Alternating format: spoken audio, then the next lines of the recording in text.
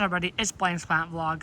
Welcome to my channel, and for those who know my channel, welcome back to a banana update. And for those who are new to my channel, I like covering my updates on all my tropical plants I'm growing and also fruit trees and stuff over the years and give progress updates. So this is going to be the June update, which I'm really excited to show because things have been rapidly developing. Like the Musa Valentina over there is insanely tall this year, about to flower too. The Orinoco's, which I'm doing something slightly different this year. So I'm gonna talk about them all in one video.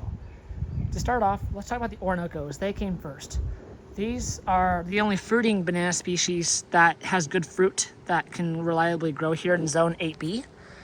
I do chop and drop method where I chop up any old leaves and drop them to the ground, fertilizer.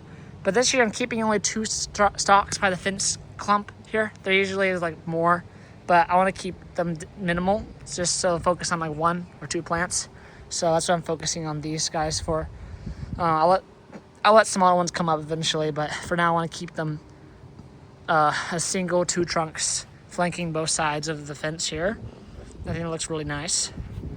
And this little pot is Cavendish, but it's a super dwarf. I'll have to repot that into a bigger pot to get it really growing again. This is a really special one right here. This is a unique Musa, which is not grown for its fruit at all and grown for its flowers. This is a Calamusa, which is it's like a subspecies of Musa, like a Calamusa.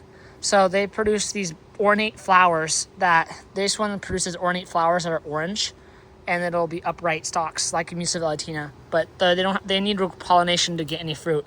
But the clump is doing really well.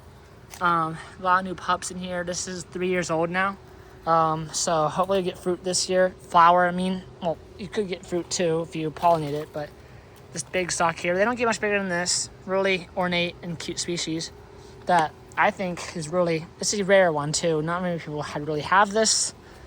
Can't really see very many videos explaining Musa coccinea, so I'll give a little more in-depth video on how I take care of this and what I do for it in winter, because it cannot go in the ground if you noticed. It's in a pot. So now I'm going to traverse the other side and talk about the pink banana and Orinoco's over here.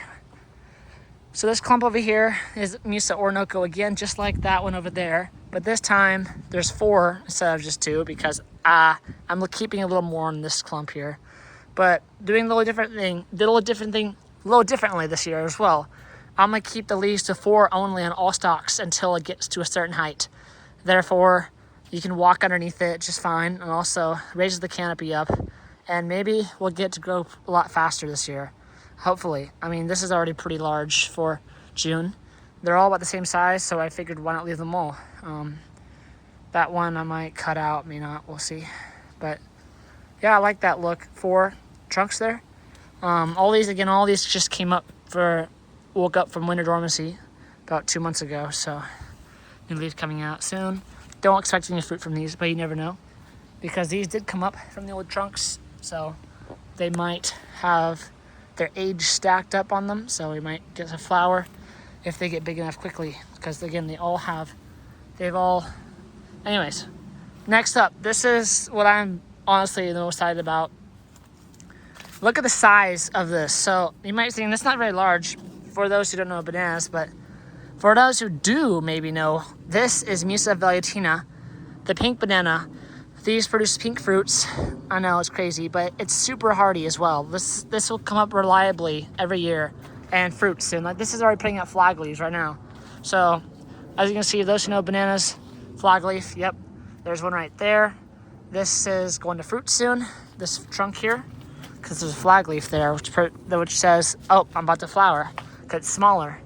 But yeah, this is the biggest they've ever gotten, and it's its 2nd season in ground, full season in ground.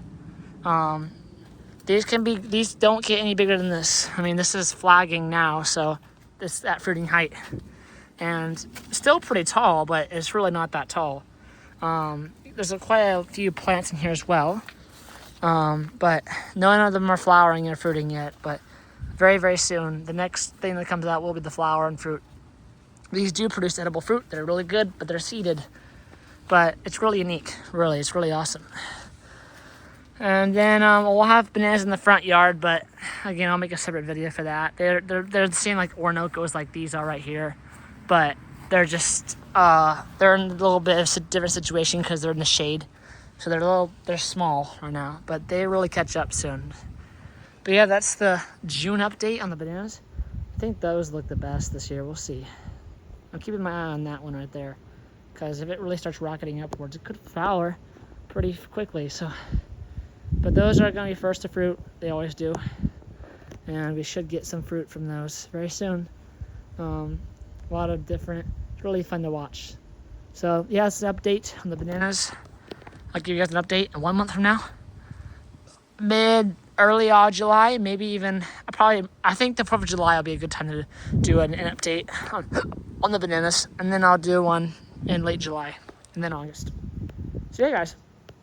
That's how they're doing, all of them right here. So yeah, see you in the next one.